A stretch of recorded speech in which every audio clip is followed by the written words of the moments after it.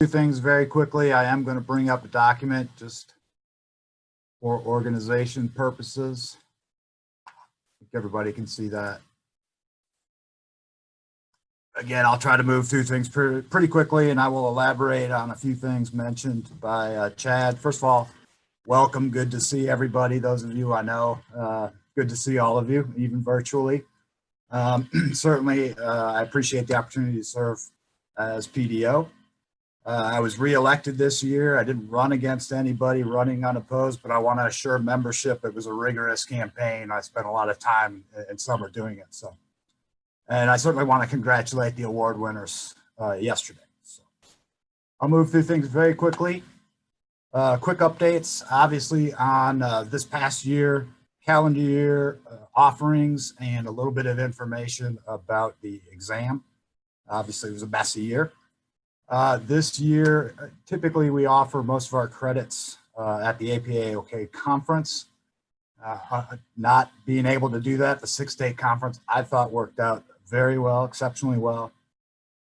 We did partner with ULI for that Pocket Neighborhood event in July, but I anticipate moving forward in 21, a lot of events when you consider we might be back on our regular cycle for a state chapter conference. But both with the CNU conference being planned in Oklahoma City, the National Brownfields Conference being planned in Oklahoma City, including additional other events, I think there will be a lot of CM offerings next year, in the 2021 calendar year. And I look forward to being a part of those events. It's a good time to be involved in a planning community in the state. So.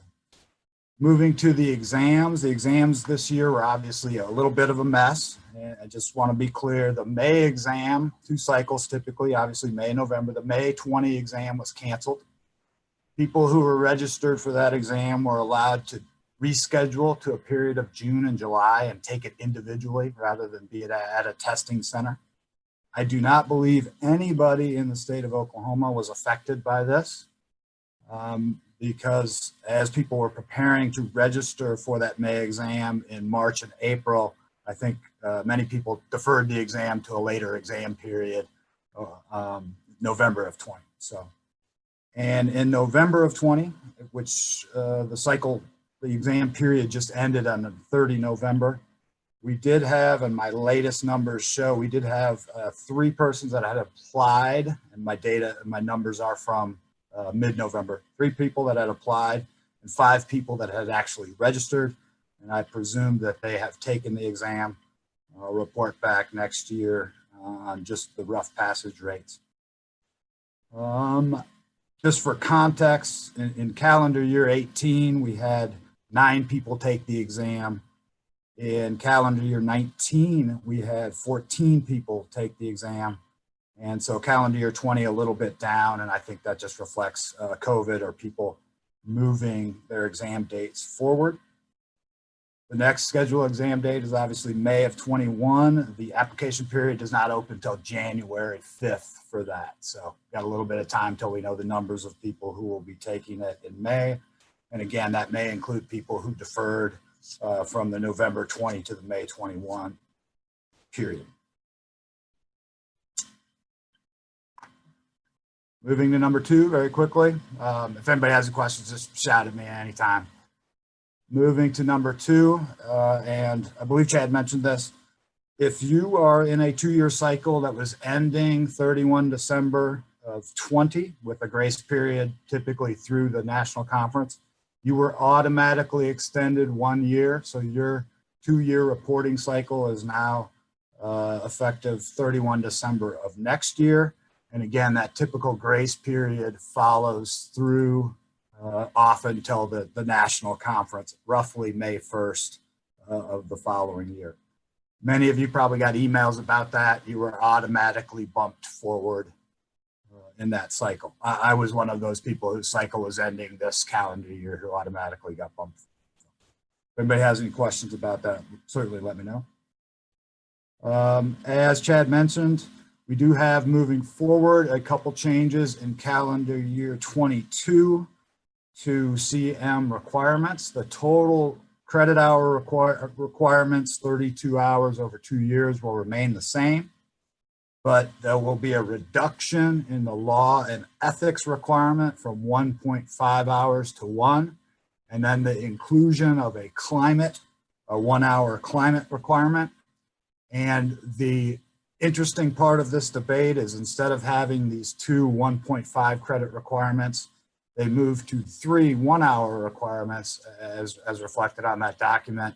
But now it's specifically for law, climate, and a very specific focus on equity amongst the ethics sessions. And so this is where Chad mentioned development of modules, sessions, webinars, podcasts. They're taking ideas on what exactly these 1 hour continuing education sessions will look like.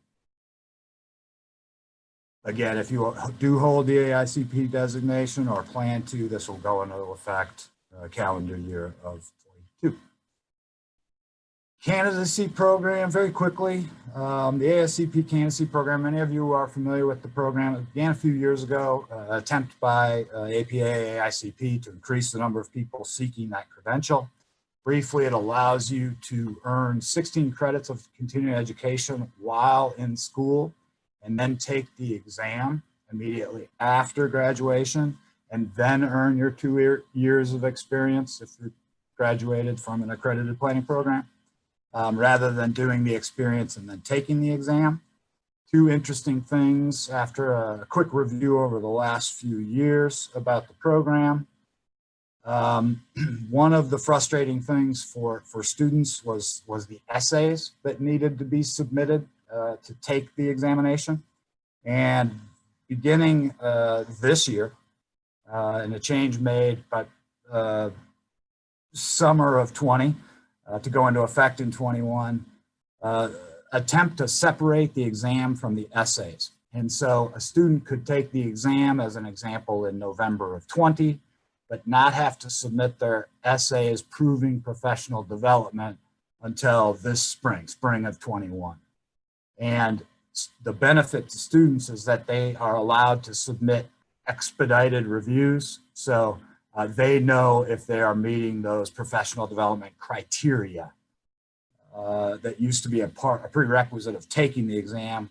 Now you can provide that and meet professional development experience after taking the exam. The problem became a lot of students spent time preparing for the exam and trying to prove that they had professional experience, but in a 6-month period after graduation. So they didn't have a lot of professional experience, or many of them did not have a lot of professional experience prior to the examination. Hopefully I explained that well.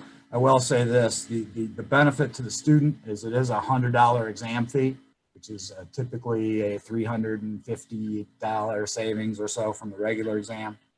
But one of the interesting things upon review of the program is, and there have been some ideas about how to amend it. I have even heard some ideas about eliminating the program. Nothing as of this date, but that's a conversation topic. The number of participants, not as high as originally intended. And then of course, the AICP exam pass rates were slightly below the regular applicants over the last year. And so the expectation was that students would score better, or recent graduates would score better. Evidence suggests that they scored a little bit worse, particularly in the both the May and November 19 exam periods. Quickly moving forward, 6-day conference debrief. I certainly agree with Chad, and I had a very good conference. I thought technology worked pretty well. As part of that conference, the 6 PDOs from the 6 states participating held a AICP exam review session. It was a 4-hour-long session. It was well attended. I think everybody was pretty happy with it in terms of feedback. It was a really unique experience, and one of those things that Zoom did allow, some collaboration with members from adjacent state chapters. We do plan to think about continuing this or how we could use each other's resources in future state conferences. We also had a session aimed at assisting students and those kind of new to the profession, 2-3 years out of school, maybe going through job transitions. There was a recognition that obviously students are often pretty well taken care of while they're in school and spend a lot of time with APA and the ability to go to conferences. But then as soon as graduation hits, they're kind of adrift and don't have a lot of professional networks developed. So we had discussions about students and new professionals, and there was a recognition that a lot of people are going into kind of non-traditional planning jobs, local government, municipal planning jobs. And so that was an interesting discussion. But as Chad mentioned, there's a lot of concerns for new professionals and students about job placements, internships, the hiring cycle for local governments, particularly in the 20, 21, 22 calendar years. And so we kind of committed to continuing to talk and build on some of the momentum we gained from having the regional conference. And one of the things we talked about was having this Am I a planner sessions. And these are meant to be shamelessly lifted from the Are You My Mother children book series. But there's a lot of planners that are going into emergency management or base planning or graphic design work or working in finance departments or working for nonprofits. And so one of the ideas was having quick presentations, and I invite all of you with an interest to talk about what you can do with a planning degree beyond just the traditional municipal planning work. There's still demand for people doing kind of GIS work and code enforcement work, which some planning graduates don't find that attractive, but these are good career options for them. So the Am I a Planner sessions we'll be hearing more about. I'm scheduled to speak with the PDOs from Texas and New Mexico. They're particularly excited about this. And I thought it was a unique opportunity to continue collaboration with affiliate chapters. So one of the things, moving to that last bullet point, one of the things we've talked about as a board, and I put this very specifically as an APA OK activity, is one of the ways to work with students and get them more prepared to be better prepared for the job or internship search is working on a review of cover letters and mock interviews for students.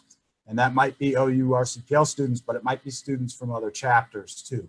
Again, Zoom enabling some of this. And a few of you, Doug Moore, have agreed to participate already. So I appreciate the opportunity that you provide to our students and your ability to volunteer. Moving quickly again, the FAICP program, following up, certainly want to congratulate Larry Hopper.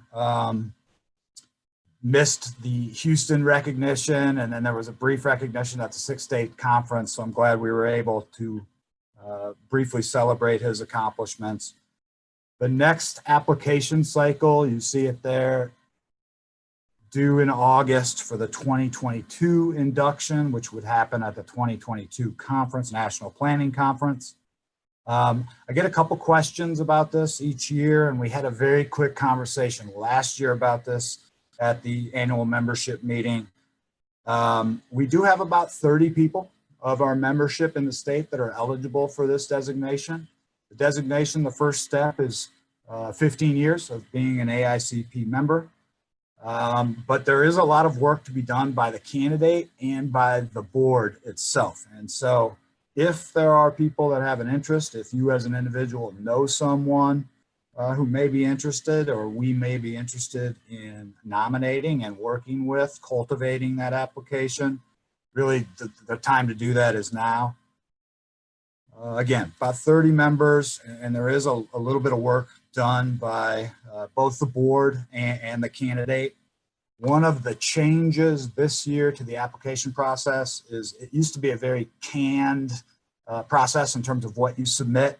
There's a little bit more flexibility to allow more career accomplishments to be included. It used to be one of those, please list no more than 3. They've opened that up a little bit more. And then a couple miscellaneous items. I'm trying to move through things quickly. Again, the passing of Lynn Jorgensen in September was rapid, tragic, very helpful, many capacities to APA-OK over the years. Second thing, those of you holding the AICP designation currently, you've probably been getting a lot of weird emails about your digital credentials. Those are not spam emails. If you have received emails, particularly in November, from Euroclaim.com, Euroclaim1word.com, those are legit emails. Everybody's providing you with digital credentials. And then the last thing is each year AICP offers an exam scholarship, and this reduces the cost of taking the exam. It used to be about a one-page application that discussed why your employer maybe didn't provide support for the exam. This year, there's very much a clear focus on diversity and increasing diversity in the profession. We do have one scholarship available. The deadline for the May applicants was December 1st. But I have been told by folks that they're pretty loose with that deadline and they want to use these scholarships. So we will know the list of people who are going to register for the exam sometime in the spring, and they will have this opportunity available. And I'll stop there. If anybody has any questions, certainly let me know if anybody has any questions. One quick question. Let me clarify something. I couldn't tell about the CNU conference. That has been moved to spring of 2022. 22 now. Yeah. Yeah. And the reason why, and of course, many of you knows that the Brownfields conference was moved from April to September of 21 in order to increase the chances of an in-person conference. And so a lot of this stuff is sliding forward, but in 22, we will have CNU. In 21, we will have National Brownfields.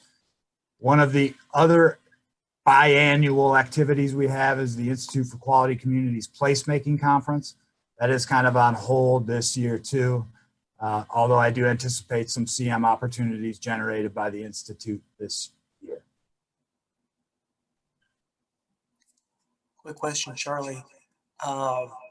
I'm curious, what's the format of the digital credential that they are offering? Does it show up like as a badge on your LinkedIn profile?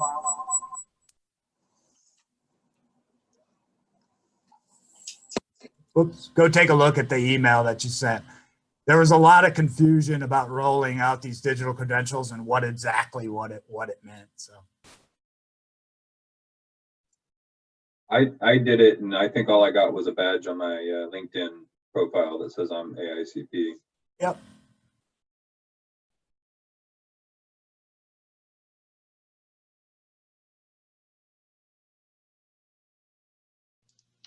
Okay. Any other questions? And if any other questions, shoot me an email, contact Chad. We'll get back to membership quickly. Appreciate it, Charlie. Next agenda item is the treasurer's report. Eric?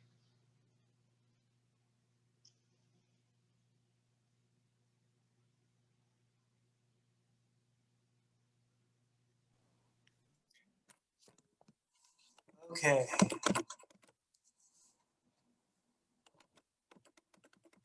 The current status of our finances is the general account has $30,416.84. We didn't have a whole lot of activity this year, as we know.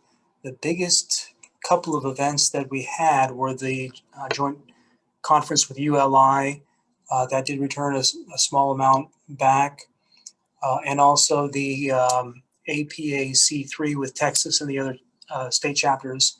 We put in $2,000 of seed money. We got that back, plus another $15,692. So those are very successful from a financial standpoint.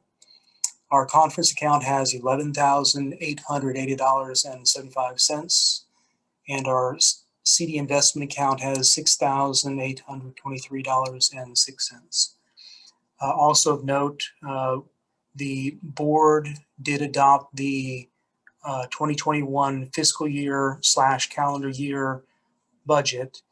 It is balanced, and that will be presented on this agenda as a later agenda item. And I'd be happy to answer any questions you might have for me.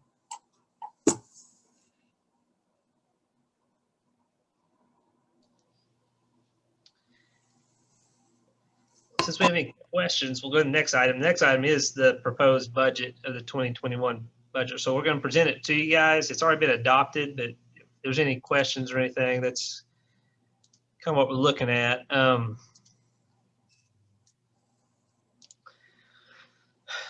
So as Eric was saying, it did come out as a balanced budget. We did go ahead and keep the same consistency with the conference, just in case we go into another live conference. Rather been prepared for it than been under for it. So we did increase a couple on the, I believe it was the students, and can't remember what the other one was. Probably. But it's basically the same as it was last year. But we did bounce it out and we wanted to keep it in line just in case we do have the in-live conference and be ready for it. Any questions on it? Where that's really what we're here to do. There's really no voting activity on it. We just want to make sure there's any questions going on with it.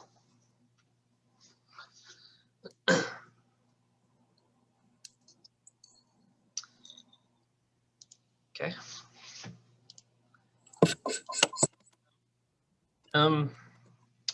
So the next agenda item is the presentation for the new $45 fee option for Oklahoma chapter members only. Again, this is, I kind of mentioned a while ago, this is a fee just to be just an Oklahoma chapter member. You're not on the national APA. And this is, the membership committee proposed it just for like small communities that don't have bigger budgets. Then also we have a lot of communities out there that realize they don't even realize they're doing planning activities. And so we're hoping with this activity we can get them involved and be more participation. And OML is even pretty excited about the potential of presenting this to smaller communities. To get some idea, because they get a lot of questions from commissioners from smaller communities, and they thought this would be a good networking opportunity for them, and also be aware what happens outside the Oklahoma City and Tulsa area majority of the time. So right now, if you have any questions about it. Okay, well, I don't see any questions, so I guess, do we have a motion to accept the $45 membership only, or Oklahoma chapter membership only fee? I'll make the motion. And I'll second it. Okay. Nancy Waring made the motion. Doug Moore made the second to accept. Post the poll up.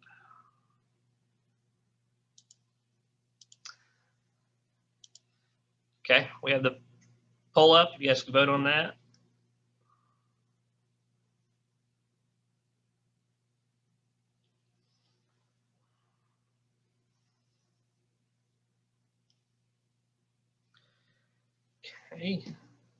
Okay. The motion passed. We'll adopt that into our next 21 year. For right now, the announcement for the 2021 board meetings, we're going to try to meet once every quarter. I do look in having in January, have us have a little retreat, try to get ready for the year and everything figured out. Also, I like to kind of get those committees established and going. So it comes back to anybody that's willing to volunteer, we're willing to take them. Everybody's need a little help everywhere. The committees are going strong, and I like to keep them going and get some, we have some long-term goals we've always want finished, and I see some potential to get some of those goals accomplished this next year. So any small activity, it help out quite a bit with these groups. So definitely let me know. And I send out the email, but when I send out the email, I have my secondary email, so you should be able to get contact someone or contact a board member, and we'll definitely get you stationed somewhere.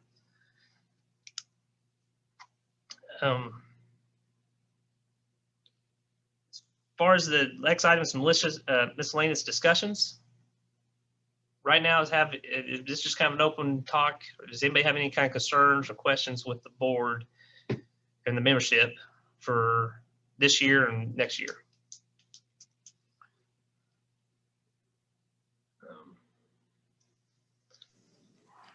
Have there been, this Mike Southern, has there been any, I guess, estimation as to how the membership will be hit from COVID? I can tell you that the number that National is looking at as non-renewals is fairly substantial. As far as the Oklahoma chapter, we're actually keeping strong on ours. Now, Okay. I'm not as familiar with the national, but how it is right now is if you sign up with the Oklahoma chapter, you become a national member also. Right. This fee coming in there, we also kind of added in there to help out some communities that may on budget cuts. As far as the Oklahoma chapter, we're actually keeping pretty strong. I do think the Nationals seen a lot bigger levels of it just because of, especially on the East Coast and West Coast. But Oklahoma chapter is still keeping, we're sustaining. And in fact, we went up just a little bit, but not a great deal. We actually had an increase in students this year. I was just about to add, one of the things that's driving that is student enrollment, and that APA's opened up that free student membership to students from non-accredited planning programs. So students all over the state can join.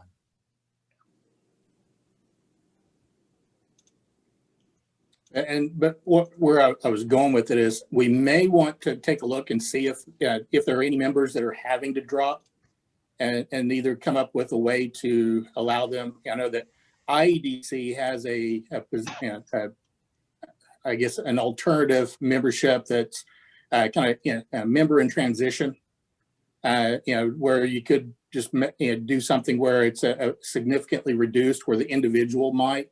Because I know that numbers at national organizations, which then would fall down with us, if the person leaves, they're not real likely to come back.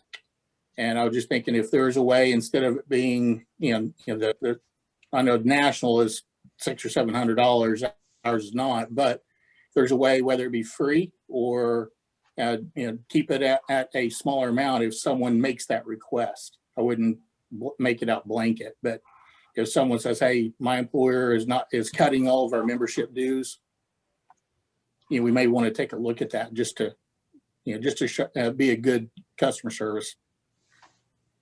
Well, I can tell you with the Oklahoma chapter, we did do that fee. So if budget cut did come, they can't stay involved with the Oklahoma chapter, we'll still try to relate national. But I can tell you national is, I don't know how serious they talk. They generally talked about it, but that was kind of just it. It was just talk about, they're talking about possibly the young professionals, maybe have a lower rate for them, but they backed off because there's so much change going on between conferences and other states. They decided, well, let's hold up till everything kind of starts leveling off so you have a better action. But it was brought up, but there was, that's all it was. It's just brought up, but it was brought up on a national level. Okay. All right. Well, guys, I want to thank everybody for attending. Again, if you got some more questions or anything else, definitely let us know. The AICP, even the committees pushing for that. If you have a friend that's not here today, let them know. I need some people for those committees. We're willing to get this thing going. As far as right now, Charlie? We have one question. Ken, Brian, do you have a question? Oh, yes. Thank you. In years past, we have, and I may have missed this, so I apologize, but in years past, we've had we've paid for the program for the CMs where other entities can basically submit their stuff to us, and we'll run that through for CMs for them. Are we still moving forward with that? Are we still having that in our plan? Yes. Yes. If you have an organization that is sponsoring something relevant to planning, we can be the provider of CMs. The paperwork is relatively simple, and I can work with you directly on that. Ken's question reminded me, Mark Zitzow had been or at least sharing the online APA offerings. Has there been a conversation about programs taking on that responsibility now that Mark's rolling off the board?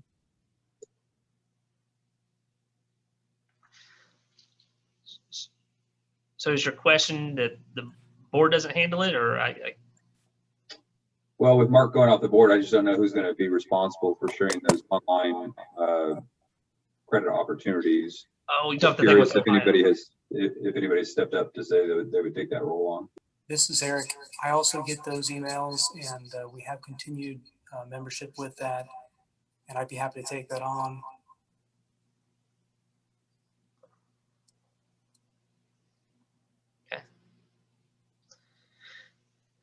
All right. Well, do we have a motion to adjourn?